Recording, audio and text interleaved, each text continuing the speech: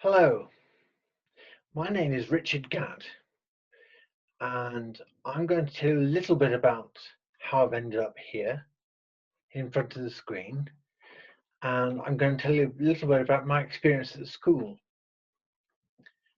Firstly, by the age of 10, I'd been to 5 different schools.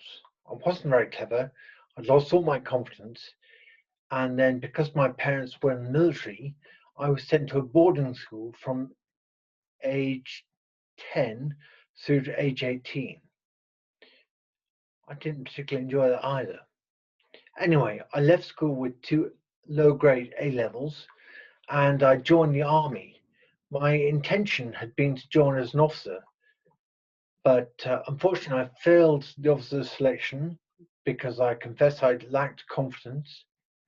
And so I joined as a private soldier, which is the lowest grade.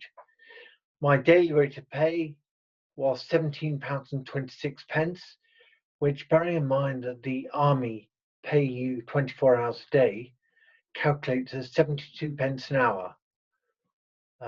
So I've set the benchmark. You've got a lot to achieve to realise that.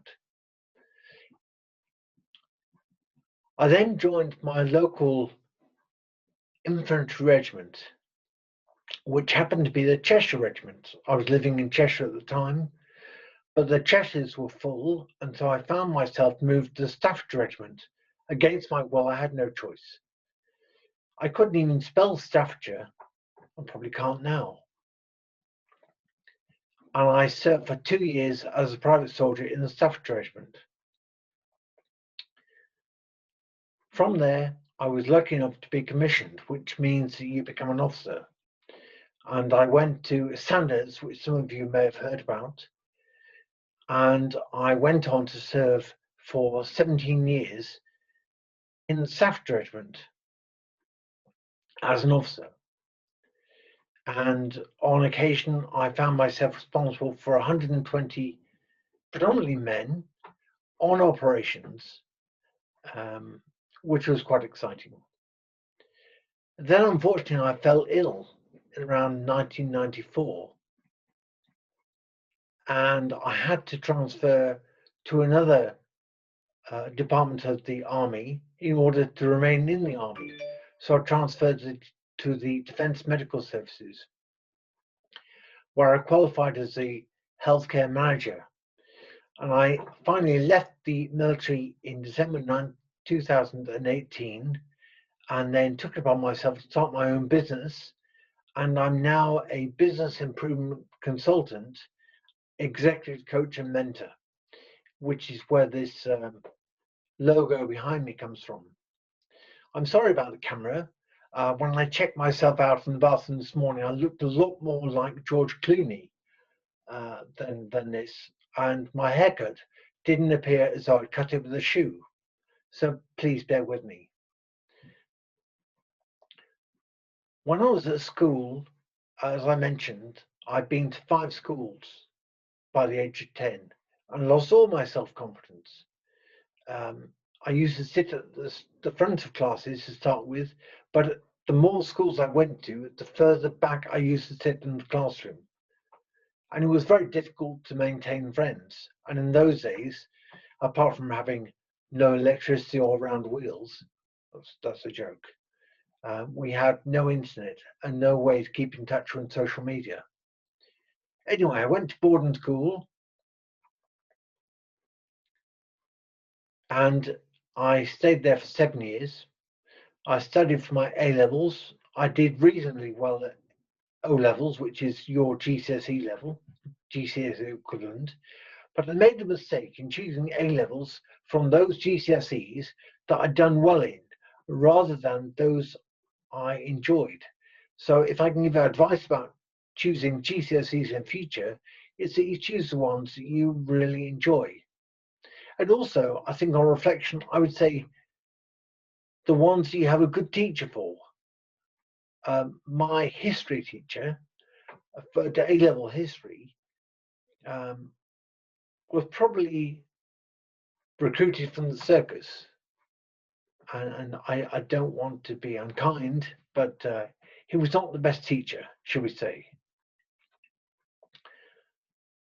So I scraped through 2 A levels and went on then to join the army as a private. Fortunately for me, I was able to achieve my aspirations of becoming commissioned.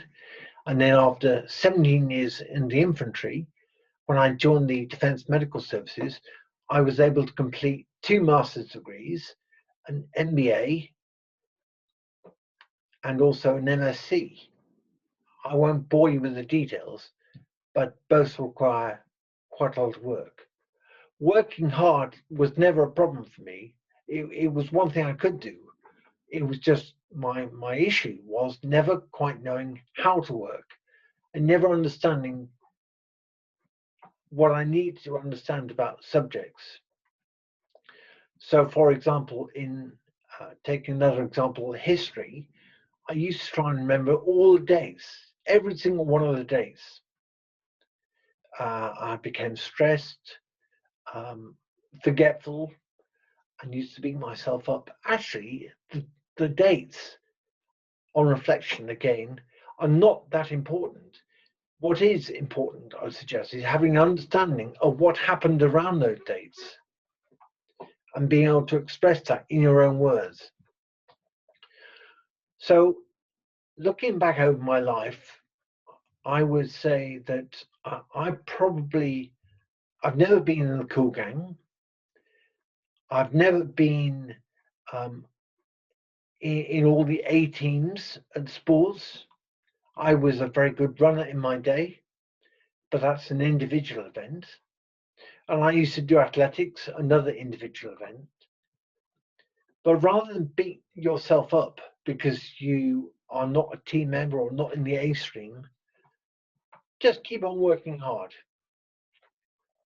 And my values today are respect for others, integrity, telling the truth, and being reliable, authentic leadership, and that means having empathy and understanding other people, and having a sense of humor, which is probably not apparent from this video. I'm sorry about that. But all of you can succeed, and you shouldn't get too worried about being different. It's okay to be different, and it's okay to